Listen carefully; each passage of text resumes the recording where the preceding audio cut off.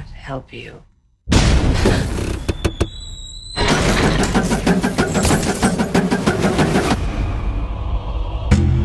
They've come here to see me.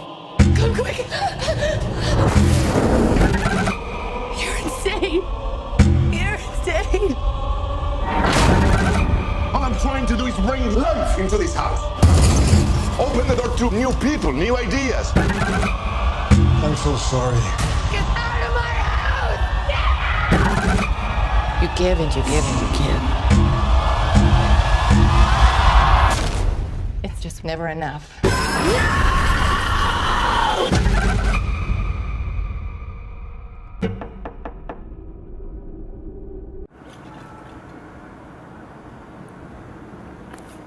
Ah là là, ce bon vieil Aronofsky qui nous revient là, avec Mother.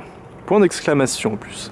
Point d'exclamation. Le petit point d'exclamation d'ailleurs qui retentit au début du film. Il y a une petite sonorité un peu perçante, un peu stridente, qui déjà je pense, nous signale bien ce que va être le film. C'est-à-dire assez désagréable de prime abord, mais en même temps complètement génial. Même la musique au violon, là, c'est très... Ah oui, c'est vraiment, on n'est pas bien. Hein. Ah oui, précisons quand même que c'est Darren Aronofsky. Hein. Oui, c'est quand même pas un débutant. Hein. Je crois que... Son 7e. C'est son 7e film, ouais. Juste après Noé. Voilà.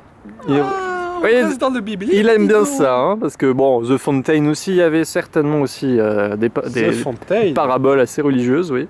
The Fountain. The Fountain, et voilà, et ben dis donc. Il y a un travail d'ailleurs sonore, moi complètement... c'est vraiment, on est plongé dans cette maison, tout craque, tout vrille un peu au niveau de... Il y a des moments vraiment où, notamment lorsque la Mother du titre, donc l'héroïne, va avoir des crises. Et là, il y a un violon sonnant, c'est assez merveilleux. Non, c'est vraiment l'image d'un film qui est mal aimable et en même temps, il faut que le cinéma aille vers cette radicalité. D'ailleurs, à propos de mal, tu sais quel est le fruit défendu ? Alors, il me semblait que c'était une pomme, non, dans le jardin d'Éden, entre guillemets. Eh ben non, c'est pas une pomme. Ah. Et tout ça n'est dû qu'à un grand malentendu étymologique. Ah bon, ouais, d'ailleurs, dans malentendu, il y a mal. Ah bah ça, ouais. Parce que pomme, en latin, ça se prononce pratiquement pareil que mal. Ah. Malus, malum. D'accord, ah oui. Je sais pas si je l'ai prononcé avec l'accent au bon endroit. Il me semble, mais... Eh bien, certains traducteurs ont cru qu'il s'agissait d'une pomme. D'accord, ça vient de ça. Voilà. D'ailleurs, en italien, una mela, c'est nos pommes. Ah oui, oui. Étymologiquement, ça vient de là. C'est juste que l'accent tonique est soit sur le A pour l'un des deux, soit sur le OU pour l'autre. Ah bah c'est intéressant, ouais. Et voilà comment une pomme s'est retrouvée avec une mauvaise réputation. Ah, effectivement, ça tient ça. D'ailleurs, on l'a toujours là. Hein. Oui, bah finalement, c'est le fruit d'Adam. Hein. C'est pas forcément la pomme. Hein. C'est pas forcément la pomme. Mais... Si ça se trouve, t'as une pastèque. C'est peut-être une pastèque d'Adam. La pastèque d'Adam. Pour faire un peu une introduction au grand thème de ce film. Ah, rien que ça. Qui est le jardin d'Éden. Oui, en partie. En tout cas, c'est une interprétation qui est assez claire, je pense, évidente. Oui, j'ai l'impression que c'est une interprétation qui quelque part tient tout le long du film. C'est d'ailleurs, on pourrait même s'amuser à reconnaître les similitudes entre la Bible, l'écriture biblique, et l'intrigue de cette histoire. Complètement. Il y a vraiment, je pense que c'est presque une relecture un peu déguisée, mais pas tant que ça finalement. Parce que c'est vrai que c'est assez proche, hein, les personnages. Le Nouveau Testament. Eh oui. En même temps, moi j'ai entendu des critiques déjà sur le film, comme quoi ce serait un peu appuyé, comme quoi ce serait vraiment au stabilo, on verrait tout. Alors oui, c'est là. Je pense que si on a certaines références, on les voit, hein, on voit ce que le film essaie de faire. Et en même temps, c'est intégré dans une forme de revisite totale, moi je trouve. Aronofsky se réapproprie ça, ça ne ressemble qu'à lui. Ah, que vois-tu ? Il y a peu, nous étions de l'autre côté. Ah oui, effectivement. Ah, je distingue, ça y est. Comme elle est sombre. Oula, menaçante. Non, on en a fait un saut de là-bas jusqu'ici. Et puis d'ailleurs, juste à côté, mais ça remonte à un peu plus vieux aussi, hein, ce fameux observatoire. Hein. On était resté devant les grilles, hein, on n'avait pas pu aller plus loin, mais déjà, on avait une... c'est un peu comme les grilles du paradis, peut-être que déjà le destin s'y flottait. Son petit plan. C'est ça. Ah là là. C'est un microcosme, hein, c'est un microcosme. À l'image du film. Mais c'est ça. On a l'impression que donc toute l'action va se passer dans cette maison-là, on n'en sortira pas. Et c'est le monde, c'est ça. Ça représente, ça symbolise le monde, tenu donc par cette mère nature, hein, si on veut. C'est-à-dire que c'est la terre qui est vraiment nichée dans cette maison. Et voilà, et c'est la vie aussi qui respire dans cette maison. Elle veut en faire son paradis, comme elle dit, parce qu'elle est là à essayer de reconstruire un peu ce qui va pas, à repeindre les murs, à essayer de lui donner une apparence paradisiaque, littéralement. Ouais. Et moyennant quoi, ça va être un peu infernal, oui. À la fin, oui. C'est apocalyptique cette affaire, mais bon.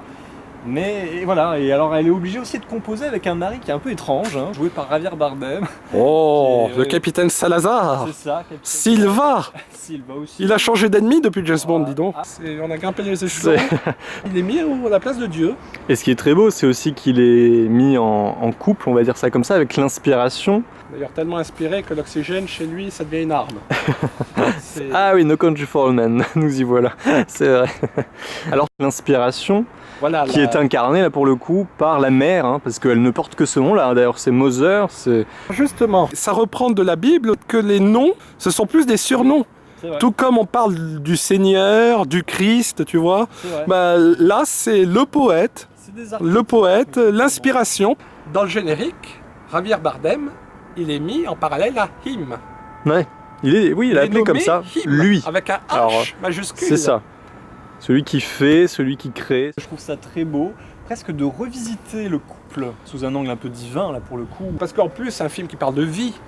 Notamment même l'enfant, parce que Moser, c'est pas anodin que ça s'appelle Moser. Oui, non. Tout ce film parle d'enfantement, parle de procréation et de création, de procréation. Ben, c'est ça. Ouais. C'est une histoire d'accoucher de quelque chose, quoi, de se libérer d'un poids ou d'un manque. Le créateur, bon, ben, on l'assimile à Dieu, hein, forcément. L'écrivain. L'écrivain, oui. L'auteur, écrivain. Et elle, l'inspiration, sa muse, voilà, qui finalement est à la fois la source d'inspiration, certes, mais en même temps, c'est son modèle, et donc du coup, elle va souffrir d'être cette inspiration-là aussi. C'est-à-dire qu'il la maltraite d'une certaine façon. C'est vrai qu'au début, il manque d'ailleurs d'inspiration, un peu à la Shining. Ah bah complètement, mais on est dans un système un peu, c'est marrant. Ça rappelle un peu un manoir, voilà. où il n'y a que 2 personnes pour un F-58, tu vois. C'est un peu ça. C'est youpi. Ah oui, c'est clair. On a de l'espace au moins. Hein. D'ailleurs, cette maison-là, moi je trouve que c'est un personnage à part entière. Ce qu'il en fait, c'est un personnage à part entière. Vraiment, littéralement, en plus, c'est vrai. Mais... D'ailleurs, c'est même le personnage de la mère. Complètement. Parfois, Moser, c'est presque le placenta, c'est presque l'incubateur. C'est ça. C'est la terre-mère. Hein, la terre-mère. Ce manoir, d'ailleurs, c'est un huis clos. Tout se passe dans ce manoir. Bon, on a beau avoir une belle vue, on n'en demeure pas moins prisonnier derrière des barreaux. Oui. Comme si on ne pouvait pas quitter cet endroit. Ailleurs, on ne sait même pas si le ailleurs existe. Oui, non, clairement. Ah, ce film donne envie d'être poète. Mine de rien, d'ailleurs, en tant que poésie, il en dit une à un moment, la mémoire d'Abel. Je trouve que c'est très beau ce qu'il dit. D'ailleurs, ces mêmes mots vont être repris plus tard comme une espèce de leitmotiv déformé, tu vois, perverti. C'est ça, c'est vrai. Mais déjà, quand il le dit la première fois, on sent qu'il y a quelque chose de pas net chez ce personnage-là. Voilà, déjà, on a l'impression que Moser le prend pour elle aussi. Aussi, c'est vrai. Très attentive à ce moment-là, et d'ailleurs ce qui est très beau, c'est que le pivot du film aussi, ils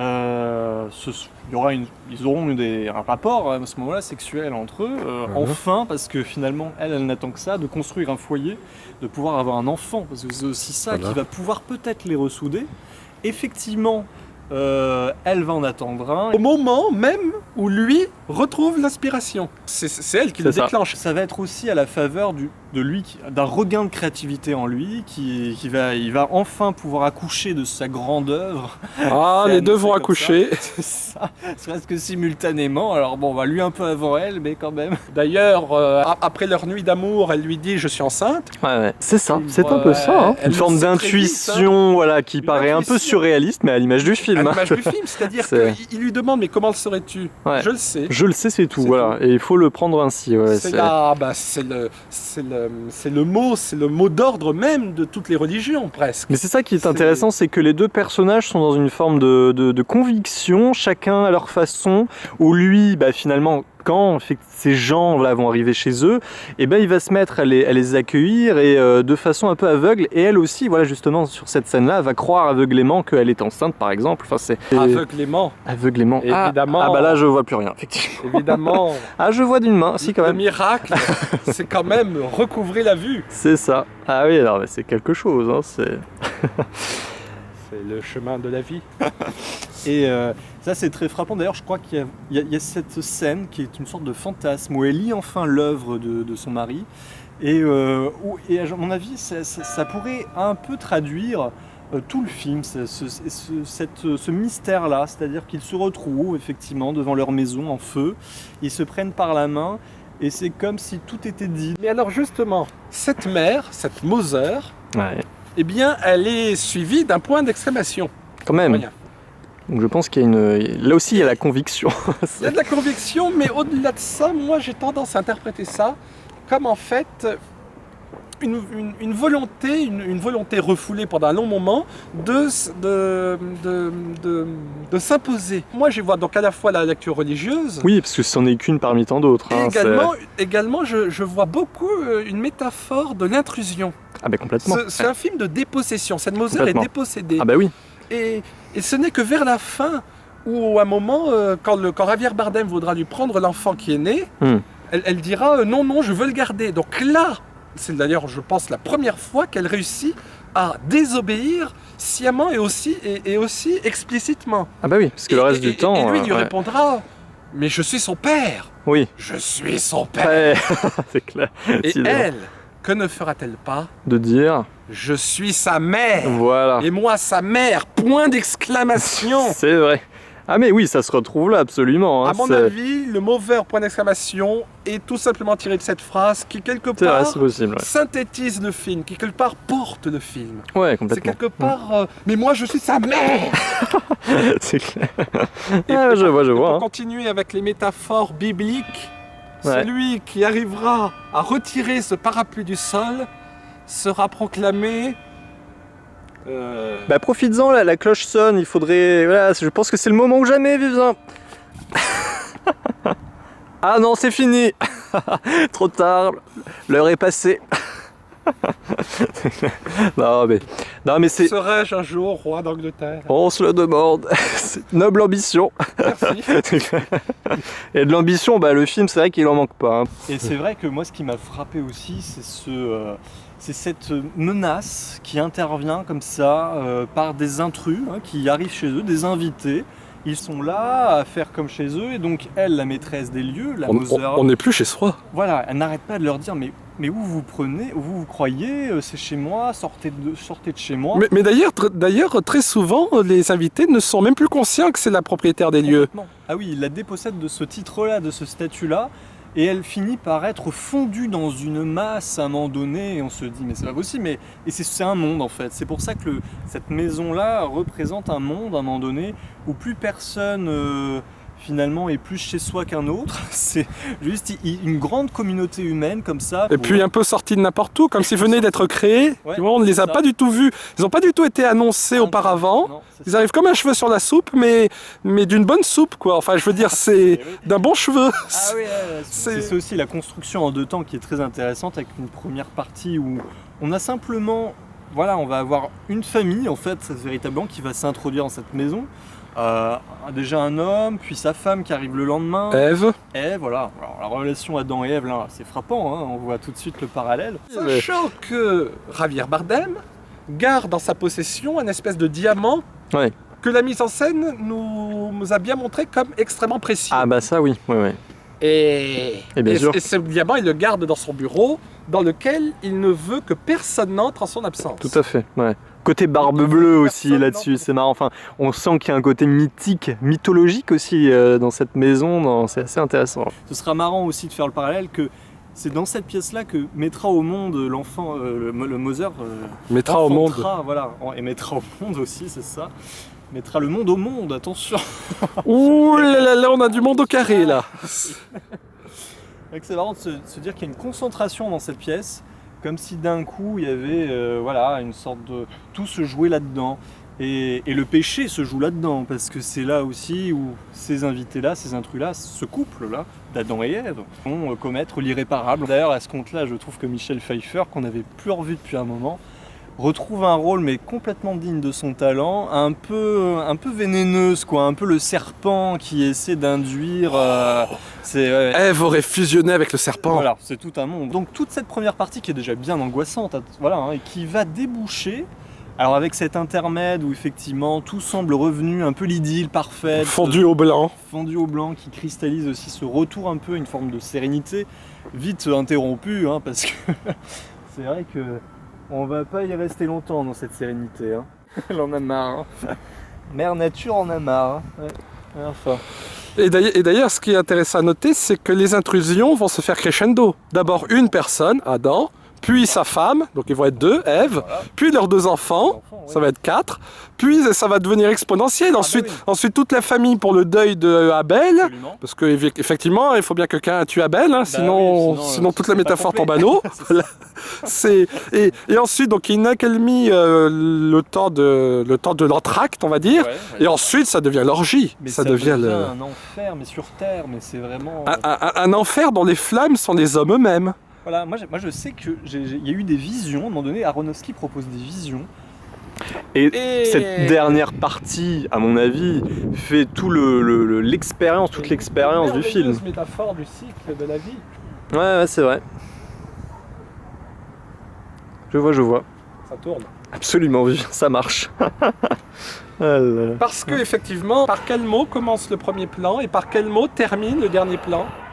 Oui, ce bébé, c'est ça Elle, Moser, remarque que dans son lit, il n'y a pas son mari. Ouais. Bébé. Voilà. Où es-tu, chérie? Bébé. Et qui ce sera déjà là. Le film se termine par ce mot-là. Et donc, du coup, aussi, ce personnage-là, du coup, d'écrivain, créateur, qui est très ambigu. Parce que c'est-à-dire qu'à certains moments, il va vraiment être auprès de sa femme. À de rares moments quand même, hein, parce que il va avoir une attention, il va reconnaître qu'elle a peut-être raison sur des moments où on reprend confiance en lui. Voilà, où on se dit enfin elle va pouvoir avoir un soutien, mais finalement ça n'aura pas d'incidence, lui c'est la foule, c'est le nombre en fait qui l'intéresse, j'ai l'impression. Et ce nombre-là, cette profusion, hein, c'est un peu la passion, encore une fois, du créateur, le sacerdoce, pour continuer dans le champ lexical religieux, le sacerdoce de l'écrivain qui quelque part a peur de la page blanche, a toujours besoin de combler quelque chose, de combler un vide, d'en rajouter encore une couche, encore une page. Et d'ailleurs, une fois que le livre est fini, il faut le chapitre suivant, il faut le tome suivant. Et je crois que c'est ça aussi la grande thématique du film. D'ailleurs, il y a une phrase de l'héroïne qui, vers la fin du film, où elle va pas très bien, qui résume assez bien ça, c'est je regrette de ne pas t'avoir suffi. Et ça, c'est très beau, c'est l'insatisfaction perpétuelle, en fait, de cet écrivain. La frustration. La frustration qui ne sera jamais tout à fait comblée, en tout cas au prix de nombreux sacrifices, et encore. Et elle est victime de ça, de cette frustration perpétuelle de cet écrivain qui a toujours besoin d'amour, de déchaîner les passions autour de lui pour se sentir exister. Mais bon, quelque part, je trouve cette ambiguïté-là, cette ambivalence, le rend d'autant plus inquiétant. Voilà, parce que justement, en tant que spectateur, on ne peut s'empêcher de le considérer comme un protecteur. Et ne le voyant pas honorer son devoir de protecteur, on se sent d'autant plus démuni. Comme si notre base, comme si notre plein pied, je sais que j'ai déjà fait ça, mais comme si notre plein pied ne tenait plus. Voilà. c'est clair. Voilà. Oui. Et puis voilà, avec cet Aronofsky qui nous filme ça, caméra virevoltante autour de l'héroïne, où on est vraiment, il y a une sorte de fièvre, le film est emporté par une sorte de fièvre, de frénésie un peu comme ça. Et je crois que ce point de vue-là de la mère est très important pour aussi en tant que spectateur ne jamais prévoir ce qui va arriver. Moi j'ai été constamment dans une forme d'appréhension. Et en même temps... On ressent ce qu'elle ressent, on ressent son désespoir, sa dépossession. C'est ça. Elle est dépossédée même de sa vie, même de son essence, parce que quelque part, elle n'est même pas la muse de cet écrivain, elle est sa propre œuvre. Ah oui. Et puis elle est sa proie aussi. Elle est sa proie, elle dépend de lui quelque part. D'ailleurs, la fin... Complètement. Bon, excuse-moi, mais la fin du voyage, l'achèvement, l'apocalypse. Dans les flammes, dans tout ce qu'on veut, mais c'est vrai qu'elle est obligée. Et puis cet enfant-là qui va un peu...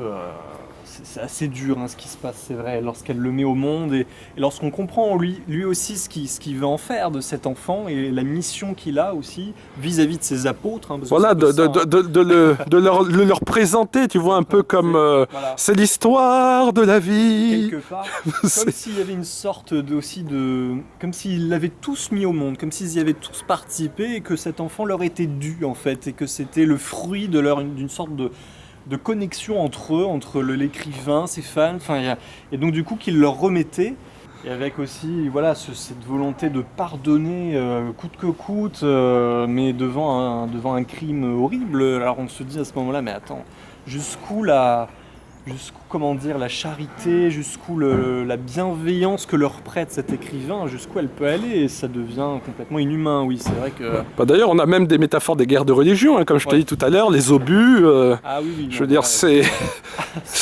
on a droit à... Ah oui, là, mais on a même l'impression à un moment donné qu'on a changé de film, presque. Mais c'est ça, mais on se dit... Mais c'est tellement virtuose que même en ayant changé de film, ça reste le même, quoi. Ça reste dans une continuité... Dans une harmonie de chaos, quoi.